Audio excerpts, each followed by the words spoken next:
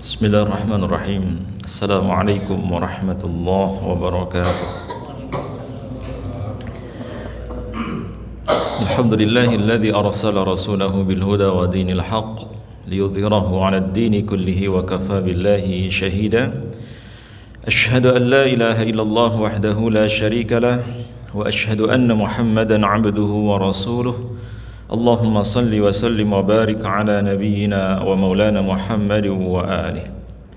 Bapak Ibu jamaah salat zuhur Masjid Salahuddin yang dimuliakan oleh Allah.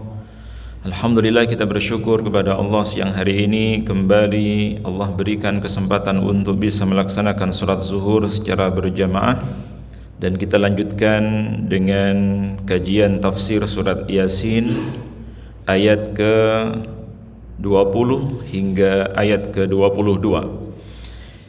Ayat ini masih melanjutkan kisah tentang para utusan Nabi Isa alaihi salam yang datang ke suatu negeri untuk berdakwah dan menyampaikan kebenaran. Walaupun pada akhirnya mereka ditolak oleh penduduk negeri tersebut, namun yang pasti siapapun pembawa kebenaran pasti akan ditolong oleh Allah Subhanahu wa taala. Siapapun yang datang membawa kebenaran pasti akan mendapatkan pertolongan. Baik pertolongan itu langsung dari Allah Subhanahu wa taala maupun pertolongan itu datang dari makhluknya, sebagaimana yang akan kita bahas pada kesempatan siang hari ini.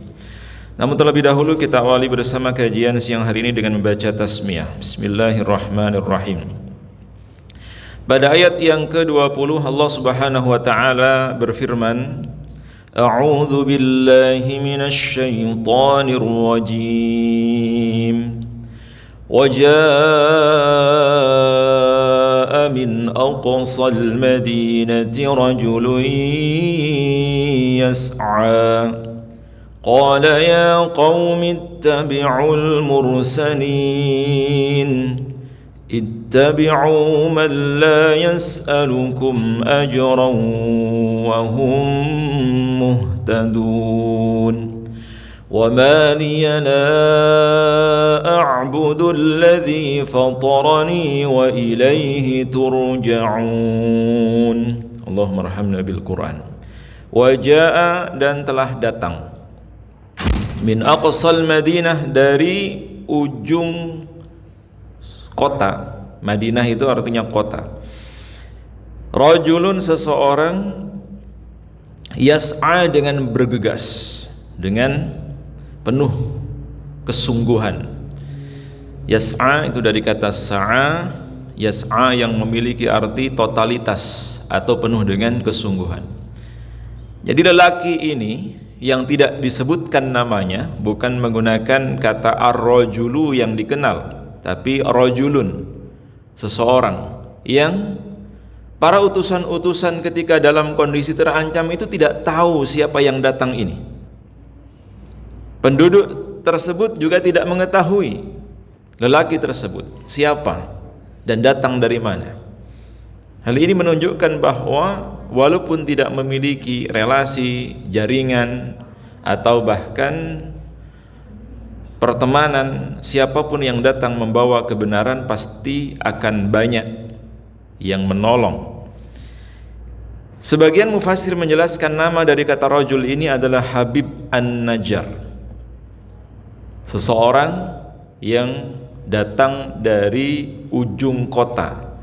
Maksudnya ujung kota itu ya pelosok desa atau yang tidak berada di radius kota. Apa maknanya?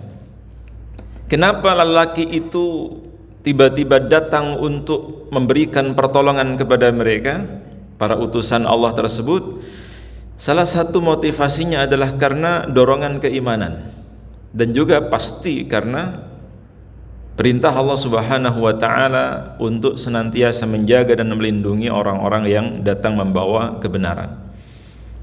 Dan di dalam kitab tafsir Thahir Ibnu Asyur disebutkan bahwa lelaki tersebut adalah rakyat biasa, sedangkan mereka yang menolak dakwah para utusan adalah para penguasa atau para pemimpin negeri tersebut.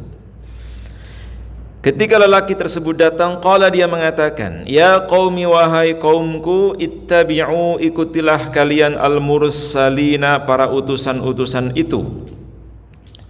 Jadi ada dorongan yang sangat kuat untuk membantu kebenaran walaupun tanpa diminta. Karena setiap manusia itu dibekali oleh Allah naluri atau namanya suara hati, insting untuk bisa membedakan mana yang benar, mana yang salah. Walaupun dia tidak membaca buku atau kitab, tapi dalam hati kecilnya itu ada petunjuk untuk memilih di antara kebenaran atau kebatilan. Dan tidak bisa, hati itu tidak bisa dibohongi. Walaupun misalnya ada seseorang yang memilih keburukan atau memilih kebatilan dan dia menikmatinya, namun hakikatnya hati kecilnya meronta-ronta dan membenarkan bahwa yang dia lakukan itu adalah sebuah kebatilan. Nah, dorongan yang kuat ini menyebabkan seseorang yang datang dari ujung suatu kota untuk terlibat di dalam membela atau mendukung para utusan-utusan Allah tersebut dan mengatakan ittabi'ul mursalin, ikutilah para utusan itu. Ittabi'u pada ayat berikutnya juga disebutkan ikutilah. Jadi ada dua kata ittabi'u. Pada ayat yang ke-20 ikutilah para utusan itu. Kemudian pada ayat ke-21 diulang lagi ikutilah. Man, seseorang, la yas'alukum, yang tidak meminta kepada kalian ajran, upah.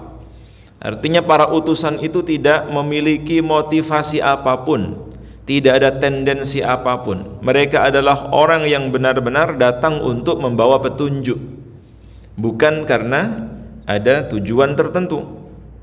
Mereka adalah tidak meminta balasan atau meminta upah kepada kalian sehingga harta kalian tidak berkurang. Wahum muhtadun, dan mereka adalah orang-orang yang senantiasa diberikan petunjuk.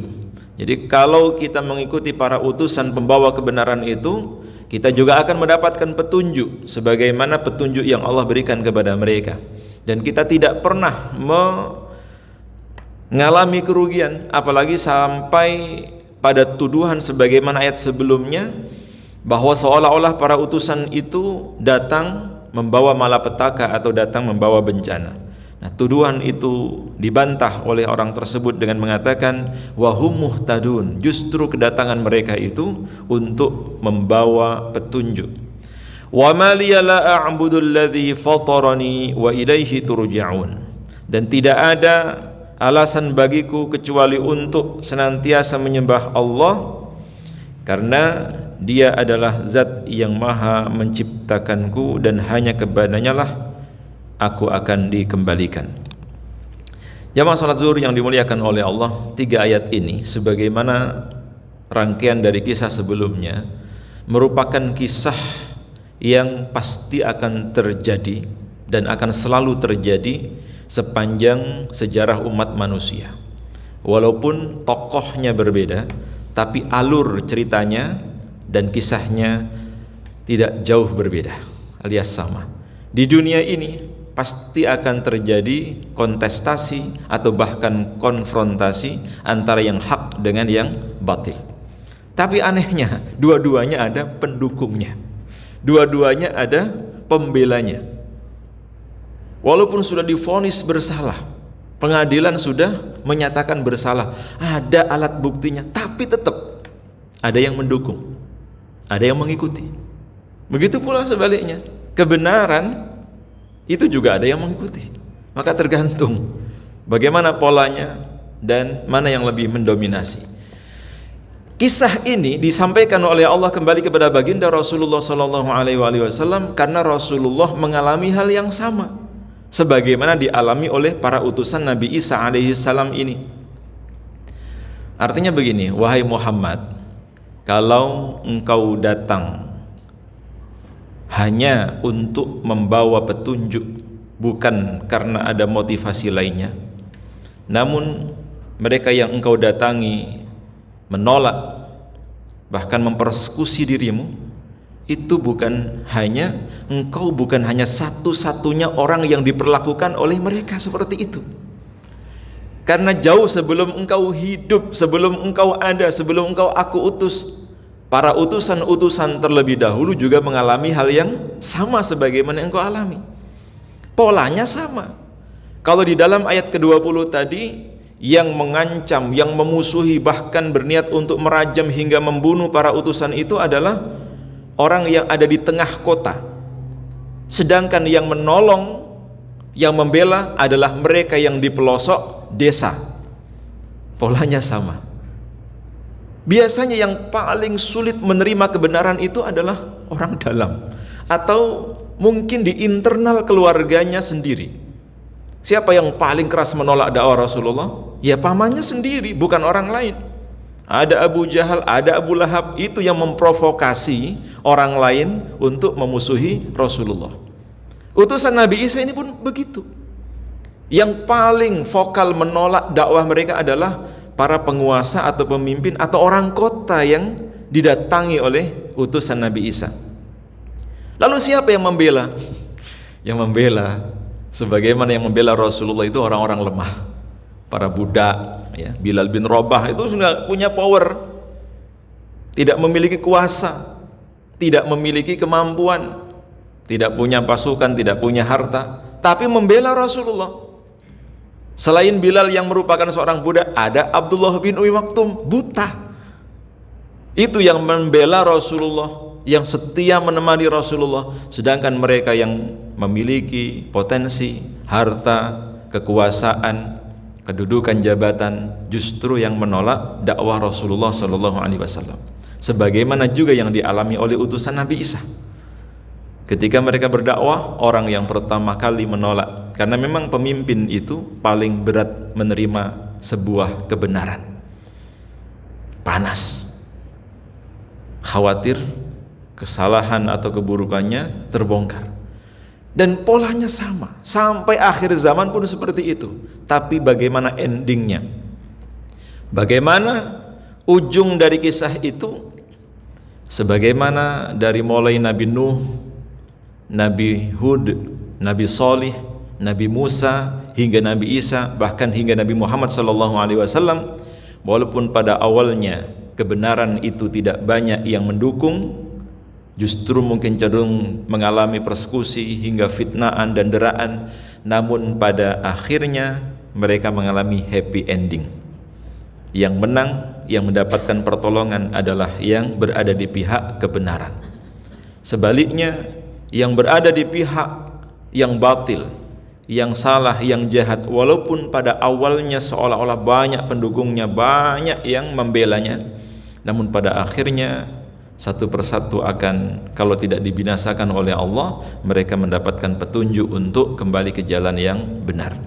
Oleh karena itu, mudah-mudahan Allah senantiasa menjaga keistiqomahan kita, konsistensi di dalam mempertahankan kebenaran, dan tidak segan-segan kita berusaha untuk menolak segala bentuk kebatilan, kemungkaran, dan juga semua bentuk kejahatan. Walaupun berat, tapi kita harus yakin seyakin-yakinnya, walaupun seolah-olah kita sendiri dalam memperjuangkan kebenaran, tapi insya Allah pasti Allah akan kirimkan, Allah pasti akan datangkan berbagai macam bala, bantuan dan pertolongan. Mudah-mudahan Allah berikan kesabaran kepada kita serta keistiqomahan untuk menjaganya.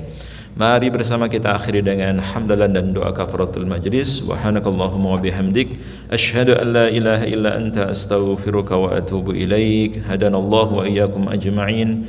Billahi taufiq wal hidayah. Wassalamualaikum warahmatullahi wabarakatuh.